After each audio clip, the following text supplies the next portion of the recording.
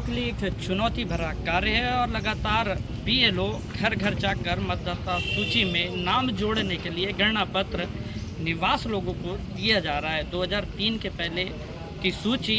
का प्रकाशन निर्वाचन आयोग की साइट में अपडेट कर दिया गया है और लगातार उस सूची के माध्यम से लोगों से उनके क्रमांक और माता पिता की जानकारी विभाग द्वारा मंगाई जा रही है, जो गणना पत्रक में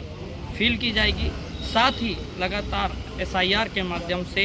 पारदर्शिता बनाने के लिए आज हमारे साथ एसडीएम कार्तिकेय जायसवाल ने चर्चा की और उन्होंने विभिन्न जानकारियां एसआईआर को लेकर दी कि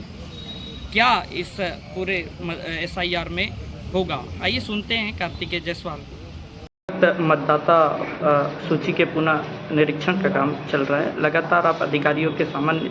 बैठ कर कार्य कर रहे हैं। सर, अभी तक क्या प्रोग्रेस है इस पूरा? अभी आज तक वारासिवनी विधानसभा 112 में 65% से अधिक जो है डिजिटाइजेशन का काम हो चुका है और लगातार हमारे बीएलओज, पटवारी, पंचायत की पूरी टीम, कोटवार, आंगनबाड़ी, आशा कार्यकर्ता सभी लोग जो है फील्ड पे लगे हुए हैं ताकि ज़्यादा से ज़्यादा लोगों का जो डेटा है, जो 2003 और 2025 की मतदाता सूचियों का मिलान होना है, उसका ज़्यादा से ज़्यादा डेटा फील्ड से भी एकत्रित कर सकें और उसको यहाँ पर हम बैठा के अपनी टीम ऑफ ऑपरेटर से डिजिटाइज भी करवा रहे हैं। और यदि किसी व्यक्ति को जानकारी का अभाव है तो संबंधित व्यक्ति को जागरूक भी किया जा रहा है कि ये एक्सरसाइज जो है क्यों की जा रही है और इसमें क्या क्या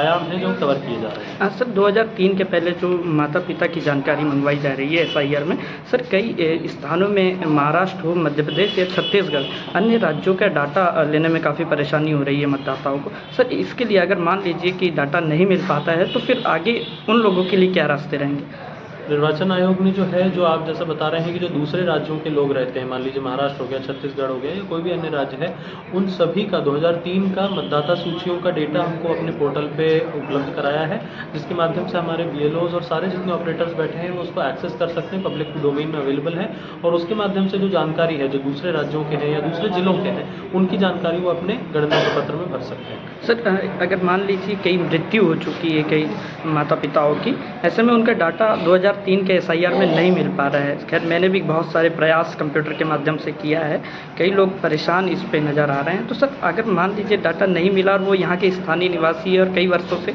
निवास कर रहे हैं, तो फिर ऐसी स्थिति में उनके मतदाता सूची में जो नाम जोड़ने का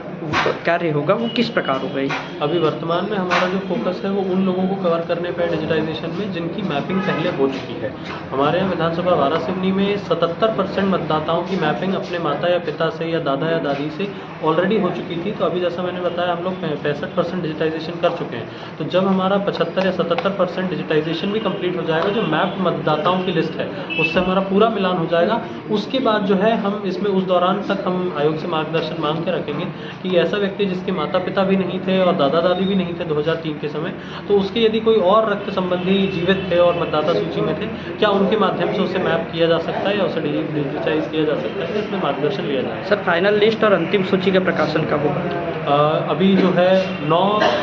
दिसंबर को हमारी प्रारूप मतदाता सूची का प्रकाशन होगा और उसके बाद 7 फरवरी को अंतिम मतदाता सूची का प्रकाशन होगा, सारे दावे आपत्तियों के निराकरण के उपरांत। बीएलओ ने कब तक के मतदाता सब कागज फॉर्म जमा करने की उनकी अंतिम तारीख? बीएलओज के लिए पूरे गणना प्रपत्र बांटना, कलेक्ट करना और जानकारी को डिजिटाइज करने के लिए अंतिम तारीख है 4 दिसंबर 2025।